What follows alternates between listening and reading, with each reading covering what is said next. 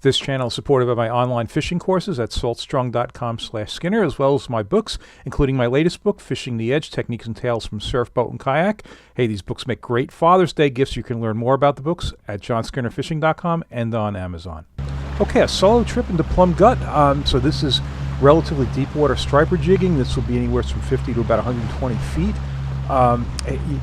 To me, this is a very cool trip because the conditions are going to be such that at times the spoons, the flutter spoons, are the best thing.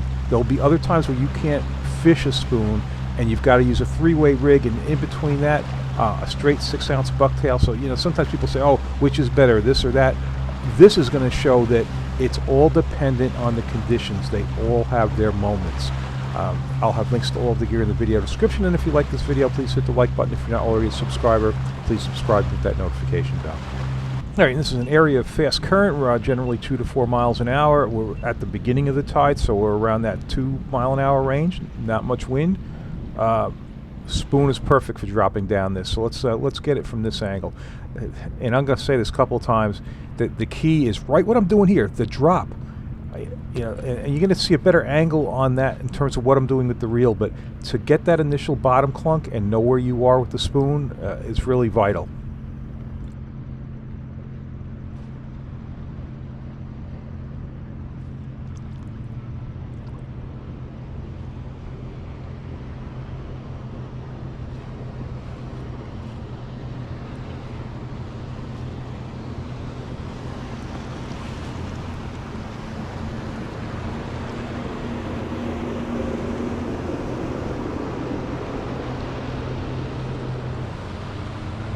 So the people unfamiliar with this fishing, it may seem like that boat, was going kind of fast, going close to me. No, not at all. That's standard procedure here. Everybody, you run up, you drift down. You run up, you drift down.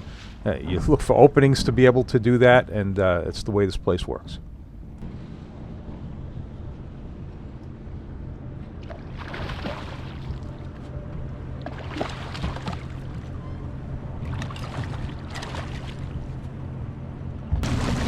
Okay, right now the spoon is scoping a little bit. By scoping, I mean the current's sweeping it out underneath the boat. Sometimes I see this, especially at the beginning of the current. I'm going to go to just a straight 6-ounce bucktail. You're following bottom contour. You drop it down. You pick it up a couple cranks. You hold it, and we'll watch this first one from this angle. So even though this is boat fishing, I've got to say, what I've learned like 30 years ago doing this kind of fishing had a tremendous impact on me on how I fish with bucktails from the shore, whether it be inlets or bays, sound, ocean, whatever. There's a lot to learn about presentation, the effect of current, many things. So if you're a shorebound fisherman, there's stuff to learn here. I certainly learned a lot from it. Right now I'm just trying to follow bottom contour. I'm probably stopping around 100 feet. And I'm going to drift back to like 55, and probably by now it's like 3 mile an hour drift. So that bottom's coming up, and if you drag bottom here, you will get hung up, you will lose your gear. And a really common comment that I get is, you're not putting any action on it, you're just sitting there, you're just holding it, doing nothing?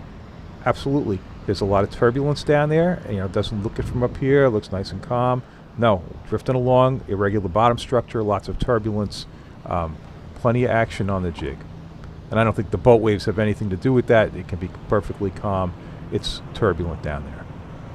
Oh, it's finally warm enough to fish in a t-shirt. You can't see it on this angle, but you'll notice I have a band on my left arm, and people have asked me what that is. It's actually for like tennis elbow. I don't play tennis, but it comes from fishing. And yeah, my elbow, it's not bad, but it's, even 10 years ago, surf casting and stuff, I would feel it.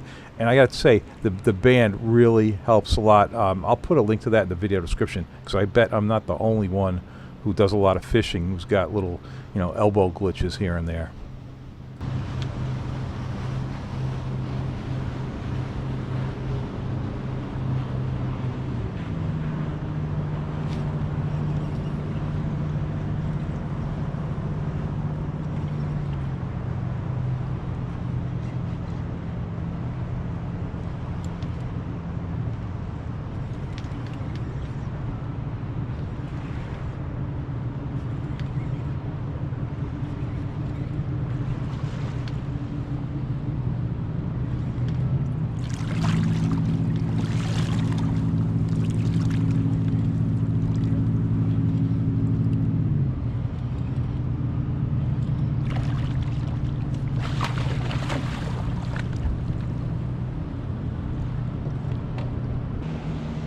Okay, so look out. You see that breeze is starting to pick up, and this is really going to set the stage for the rest of this trip.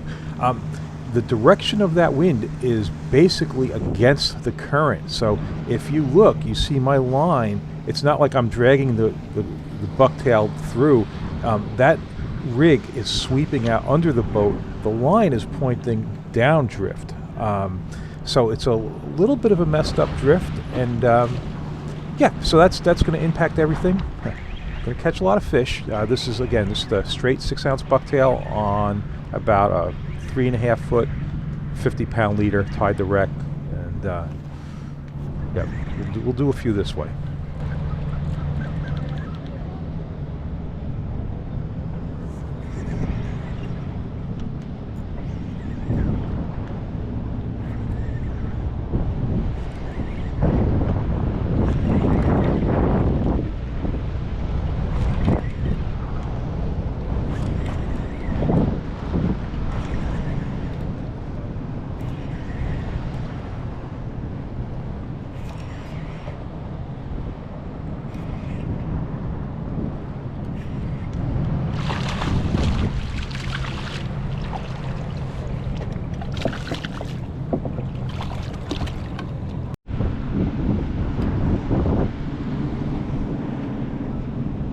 Alright, so I'm just dropping to the bottom. As soon as I feel it hit bottom, I'm going to pick up a couple cranks and just hold it.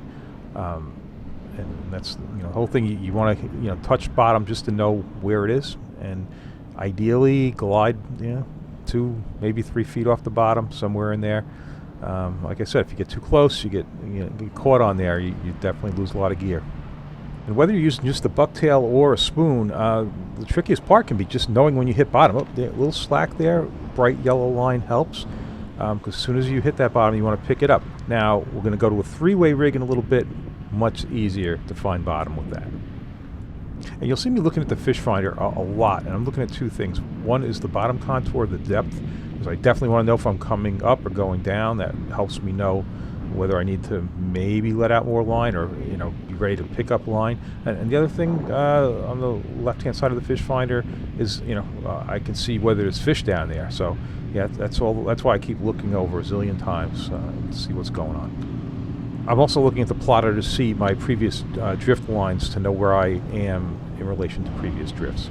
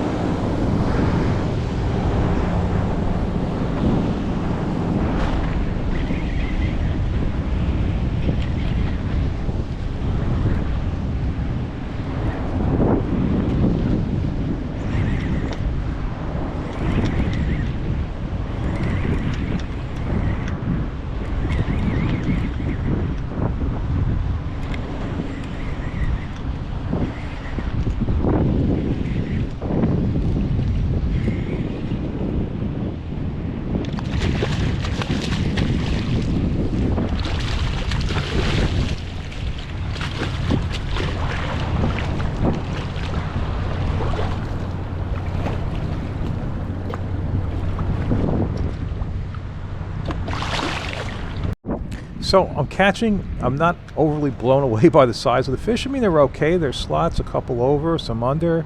The spoons can definitely pull out some bigger ones, and boy, it can be deceptive as to when you can actually use the spoon. Even though I've got a wind against current, it's going to work out fine here. Now the key is, this is the Tsunami Heavy spoon, so this is a 9-inch, but it's 6 ounces. I'm not going to get a 4-ounce spoon down like I can with this. So I'm putting a little tension on the spool as it goes down. I'm watching that line. And interesting about the drift right now, the way that wind is holding it up, you see that scope, that angle on the line, because basically the boat is drifting along a little slower than the current. So the current's sweeping that line out. But as you drift down, it starts kind of correcting itself. The spoon is just fine. This spoon is anyway.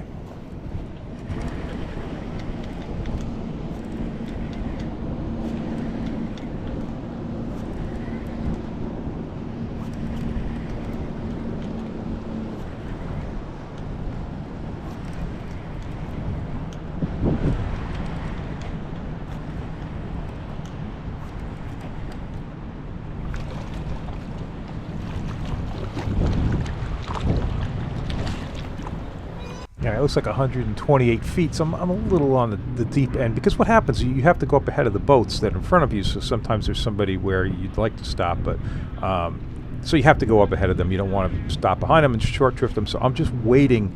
I'll wait 30 seconds or something just to drift back, get it the bottom coming up a little bit. All right, I'm okay now. I'll start dropping, because by the time that spoon gets down there, I'll probably be like in 105 feet or something. And yeah, these fish are like roughly 100 feet back to 50, whatever the higher spots are back there. But I usually start getting them 105, 100, somewhere in there.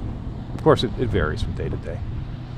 Now, we'll see it better on another drop, but what I'm doing is I'm kind of feathering that spoon. The whole idea is if you just let that spoon free fall, it's going to flutter. It's never going to get down there. If you put a little tension on the spool, it cuts the water like a knife, and it will get down there. This is quite deep to work a spoon. Now, periodically, if I think I'm coming up off the bottom, I'm going to drop again and make sure I'm down there. The other thing is, at the beginning of the drop, especially these conditions where the line is scoping out underneath the boat, I will drop and then immediately pick up a few cranks and drop again. And what I'm doing is I'm trying to get that belly out from where when it was first dropping.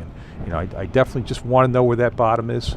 Because if you're jigging this thing within a few feet of the bottom, oh boy, hold on.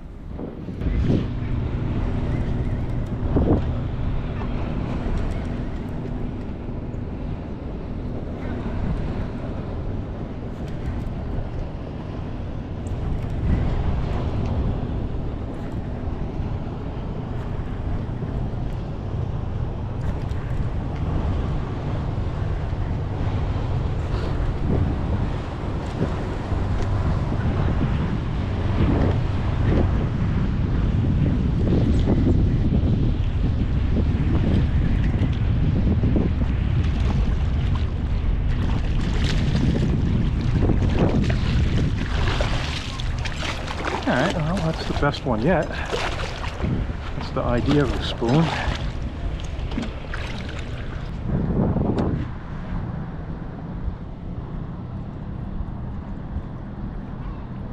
Oh good, this looks like a drop where you can see, alright, you can see my thumbs on there. You can see exactly what I'm doing.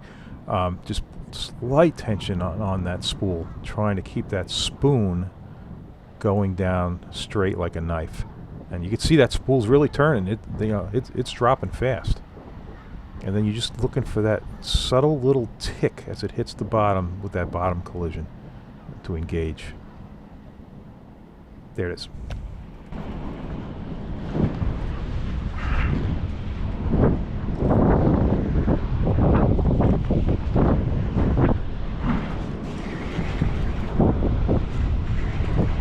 All right, a quick hookup, but look at that angle on the line. I mean, that wind is picking up. You can hear it. So, you know what? If there's no wind, if you're drifting along just with the current, you could, drop anything down there if the current speed at the top and the bottom were the same. But, when you've got the wind blowing on the boat, well, then you have this situation. So, I'm actually not going to stick with the spoon. I'm going to go back to a bucktails because of that angle that's developing. The way that current is sweeping out under the boat right now, because that wind's really going to pick up.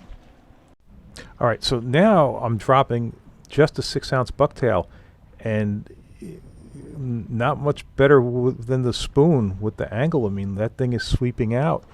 Yeah, well, hey, there's an easy fix for this. It's the traditional 3-way rig, and yeah, we'll get to see that in a second. And the advantage of the 3-way rig is I can alter the weight of the sinker. So normally I would use an 8-ounce sinker here, a cannonball. Now a cannonball sinker, you can use a lighter weight sinker than you can with a bank sinker. So yeah, I'm not even going to try with just the 6-ounce. I'm going to go right to a 3-way.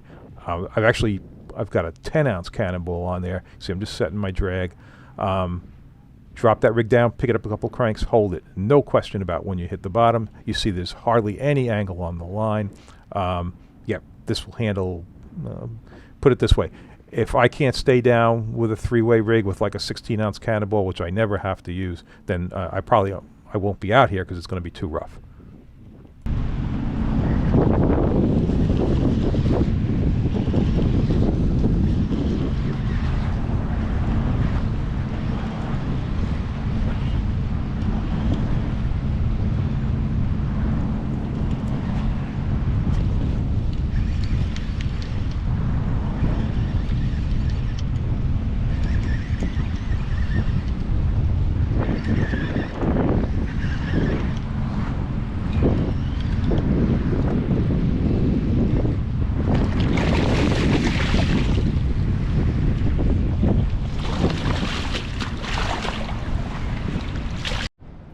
Yeah, so you see I've got that level line pen reel on here, which is a fine reel. I just find it clunky as compared to the Maxell. The Maxell's got the thumb bar on there. I can handle that clutch much easier. You can see some fumbling around with this reel a little bit to do this.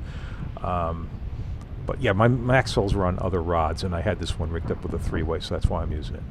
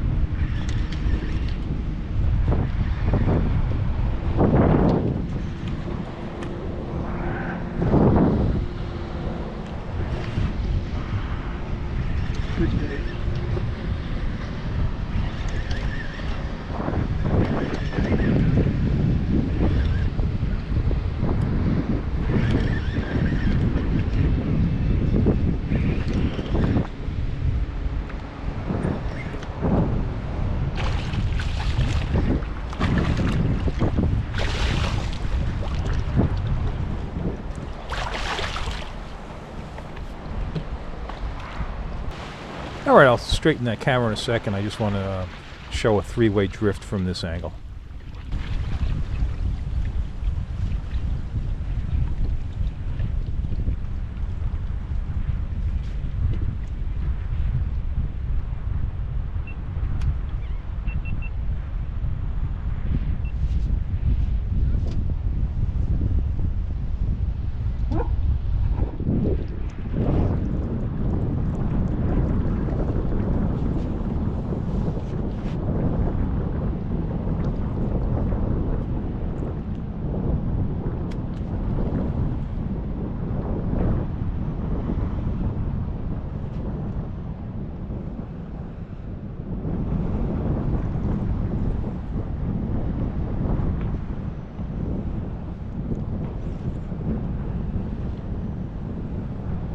Okay, I'm just trying to follow bottom contour. I'm dropping line if I think I'm coming up off the bottom, and picking up a couple cranks as soon as you touch bottom, or if I feel bottom taps as I'm coming up the ledge, taking a few cranks to keep it up off the bottom.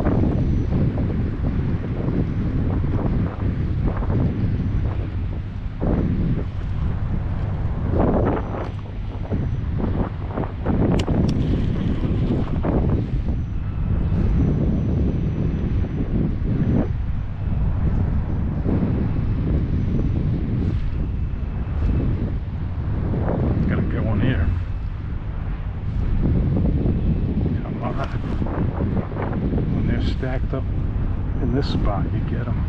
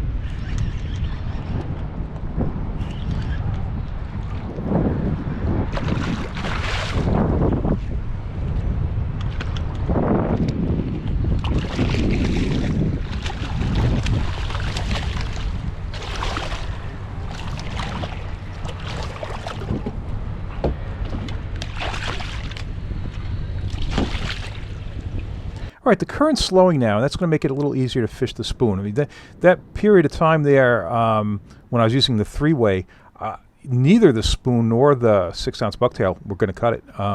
You know, there was just too much wind against the current, and I needed some heavier weight to get down there. But with the current easing up now, yeah, I can get that spoon down there, and I just feel like, you know, I have a better shot at a big fish with the spoon, because some of those bigger fish, you know, they're feeding on stuff like some larger porgies, or if there were adult bunker, although I just haven't been seeing any adult bunker here. So anyway, gonna go to the spoon. So one thing I haven't mentioned. So all right, you sweep that spoon up, and now do you just let it fall with slack and flutter, or do you maintain a little contact on the way down? Boy, I wish I could give you a good answer. I can just tell you, if you just give it slack and it flutters too much, you have a hard time keeping it down. So I guess I'm kind of doing a combination of the two, but you can just watch a couple of these sequences here and you can see what I'm doing. And to me, I'm keeping a little bit of pressure there. You can see I'm dropping back down. I want to make sure I'm there. I came up off the bottom a little, but it's not just a complete free fall as I drop it, because again, and the weird thing is when it flutters like that, sometimes you can't tell whether you hit bottom or whether the spoon feels like it stopped and just because it was fluttering. So yep, these can be tricky.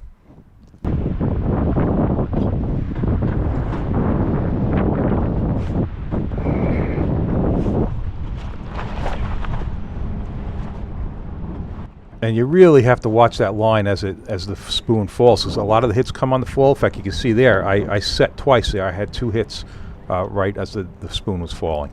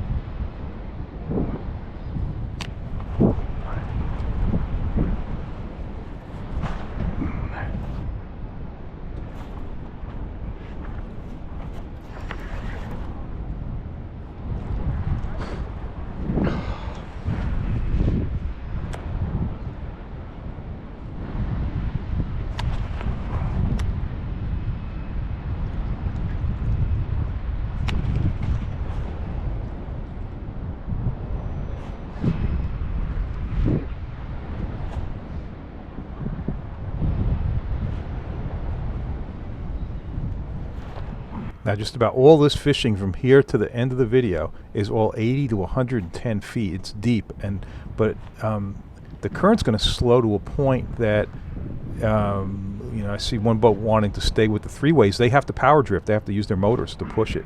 But the spoon's going to keep just catching, even a very slow current.